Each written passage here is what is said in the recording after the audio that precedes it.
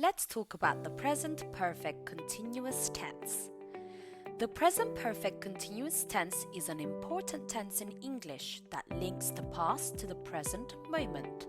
This tense can be used in 3 situations. Let's dive in. Situation 1. We use the present perfect continuous for an activity that has recently stopped or just stopped and there is a connection with now. For example, you look tired. Have you been sleeping well? The streets are wet. Has it been raining? Situation 2. We use the present perfect continuous if the activity is still happening or has just stopped, especially when how long, for and since are used. How long have you been learning English? I have been playing tennis for 2 hours. Situation 3. You can use this tense for actions repeated over a period of time. He has been playing tennis since he was 10 years old. They have been going to the same restaurant for 6 years. They love the food there.